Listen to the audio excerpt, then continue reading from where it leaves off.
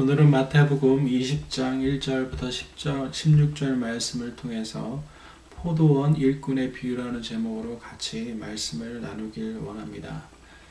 사실 우리가 인생을 살아가다 보면 하나님의 은혜와 나의 의에 대한 혼동함들이 있기 마련입니다. 저 역시도 개인적인 삶을 비춰보다면 나의 의가, 나의 어떤 열심이 마치 내가 해서 된 것 같이 하나님의 은혜가 아니고 하나님의 뜻 가운데 이것들이 진행됨에도 불구하고 내가 무엇인가 했기 때문에 일들이 진행됐다는 생각들을 많이 하게 됩니다.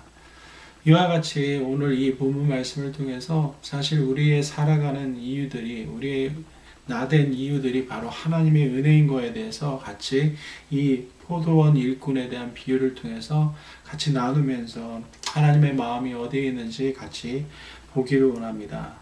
우리가 아는 것처럼 오늘 이 본문 말씀은 포도원 일꾼을 통해서 천국, 바로 하나님 나라에 대한 비유들을 나누고 있습니다. 마태복음 전체가 바로 하나님 나라에 대한 영역들을 많이 나누고 있기 때문에 그렇습니다.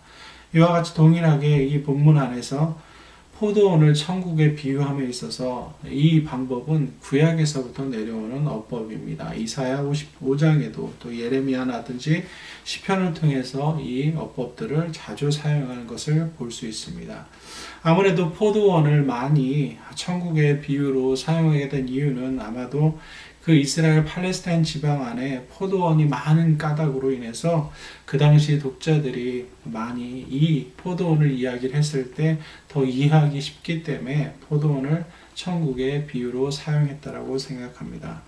자, 이 본문에서 보면 또한 하나님을 집 주인에 비유하고 있습니다. 이 의미는 집과 주인의 합성어인데 이것은 땅의 주인이라는 히브리구를 해석하는 표현입니다. 마태복음의 저자인 마태는 이 호칭을 여러 번 사용했습니다. 이 본문에서 이 의미는 하나님께서 지으신 사람에 대해서 대하심에 있어서 은혜로 하심을 나타내기 위해서 바로 이 집주인을 표현하고 있는 것입니다. 바로 집주인은 하나님의 은혜롭고 긍휼이 풍성하신, 용서하시는 분에 대한 것들을 이야기하면서 우리 안에 이 비유를 통해서 도전과 결단을 하는 것을 보게 되는 것입니다.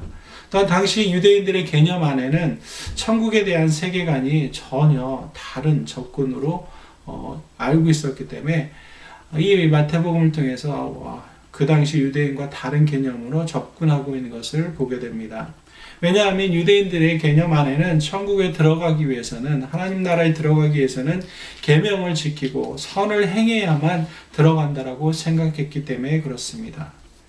그런 유대인들에게 천국은 계명을 지키고 선을 행하고 나의 의가 아닌 바로 전적인 하나님의 은혜로만 들어갈 수 있음에 대해서 이 본문을 통해서 가르치고 있는 것입니다. 동일하게 오늘날 우리에게도 천국 백성 하나님 나라에 들어가기 위해서는 나의 어떠함이나 나의 열심이나 나의 의가 아닌 전적인 하나님의 주권이며 하나님의 은혜로만 가능함을 이 본문을 통해서 마태는 우리에게 전달하고자 하는 것입니다. 동일하게 우리의 삶을 돌아보면서 그렇다면 나의 의가 아닌 하나님의 은혜로 사는 것이 무엇인지에 대해서 기억하면서 이 본문들을 우리의 삶에 이 시대 가운데 구체적으로 적용하는 것이 필요하다고 믿습니다. 자, 1절에 보면 하나님의 은혜가 무엇인지 알 수 있습니다. 왜냐하면 집주인이 포도원 일꾼을 얻기에 찾아갔다라고 말하고 있습니다. 이른 아침에 나간 집주인과 같으니라고 말씀을 표현하고 있습니다. 이 땅에 우리의 죄악됨으로 인해서 하나님과의 관계가 단절된 가운데 있는 우리들을 향해서 하나님께서 친히 독생자들을 이 땅에 보내셔서 하나님과 관계를 회복시키신 그 은혜를 베푸신 것 같이 이것이 바로 전적인 하나님의 은혜인 것을 표현하고 있는 것입니다. 바로 집주인이 일꾼을 구하러 나간 것이죠. 먼저 하나님께서 행하셨다는 것입니다. 또한 2절에서부터 본문의 12절의 말씀을 보면 우리의 삶 가운데 있는 하나님의 놀라운 선하심과 자비하심을 보게 됩니다. 우리가 아는 것처럼 읽었던 것처럼 이 본문에 보면 포도원 일꾼의 원망을 듣게 됩니다. 왜냐하면 어떤 일꾼은 이른 아침부터 일을 했는데 밤 해진 이후에 온 일꾼과 동일한 삭스를 받기 때문에 포도원 일꾼이 원망을 합니다. 그 원망은 세상의 가치관과 세상의 기준에 속해 있다면 어쩌면 당연한, 타당한 것, 지혜로운 것일 수 있습니다. 그렇기 때문에 집주인이 그렇게 삭스를 주는 것을 보고 공의롭지 못하다, 이 집주인은 선하지 못하다라고 느꼈던 것이 어쩌면 당연한 것일 것입니다.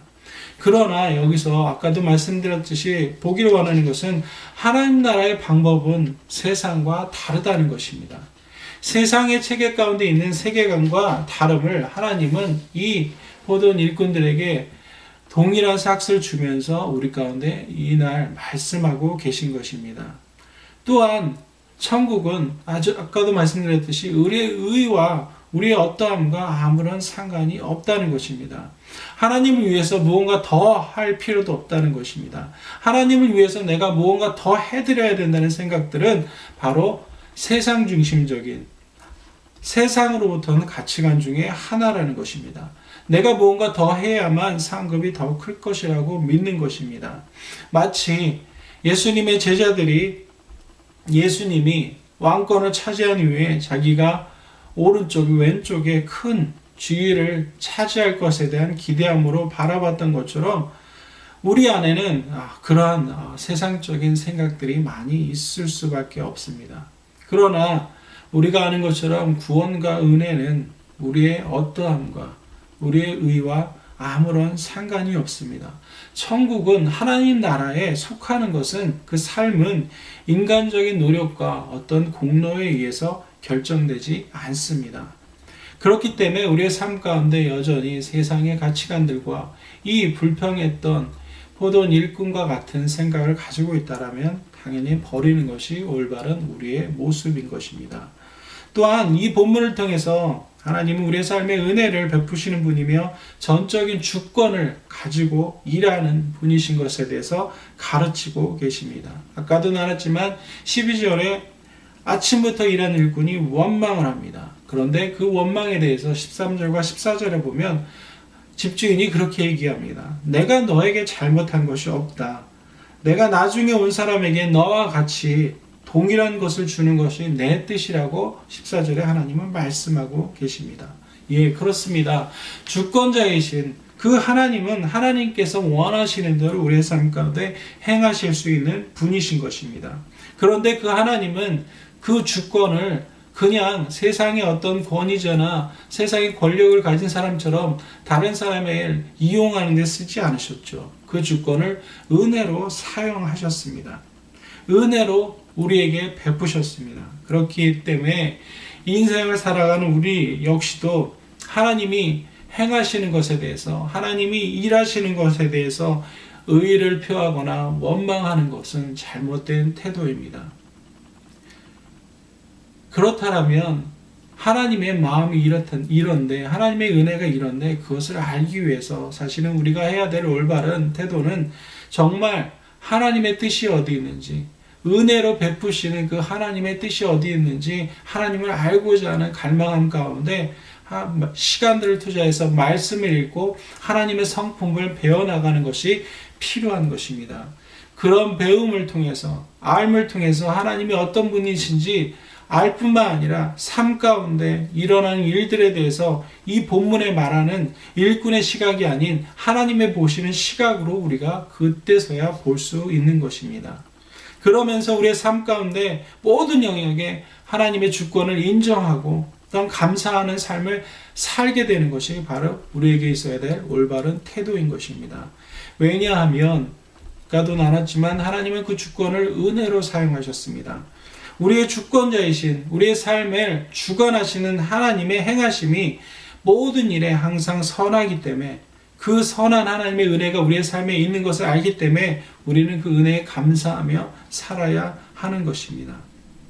그러면서 16절의 마지막 말씀을 통해 주님은 우리가 천국 백성으로 알아야 할 하나님 나라의 원칙을 보여주고 계십니다. 먼저 된 자가 나중되는 것이고 나중된 자가 먼저 될 수 있기에 우리는 우리의 삶의 어떤 현장 가운데 있을지라도 은혜에 감사하며 처해진 환경 가운데 순종하며 그런 삶을 살아가는 것이 바로 천국 백성의 합당한 모습이라고 우리 가운데 도전하고 있는 것입니다. 먼저 되고 나중된 것, 또 나중된 자가 먼저 되는 것, 이런 은혜들이 천국 나라 안에 있는 것들을 기억하면서 우리의 삶 가운데 정말 하나님의 은혜가 어디 있는지, 하나님의 마음이 어디 있는지 그것들을 보면서 하나님 앞에 우리의 삶을 드리며 하나님을 더 알고자 더 나아가는 것이 우리에게 있어서 올바른 자세이고 태도인 것입니다. 바로 하나님 나라의 원칙은 이것에 있는 것입니다. 하나님 나라의 원리 원칙은 세상의 원리 원칙과 같지 않습니다. 그렇기 때문에 우리가 그것들을 기억하면서 하나님의 그 은혜 가운데 우리가 반응하는 삶을 살도록 우리의 삶을 드리는 것이 우리에게 있어서 올바른 태도라고 믿습니다. 기도하겠습니다.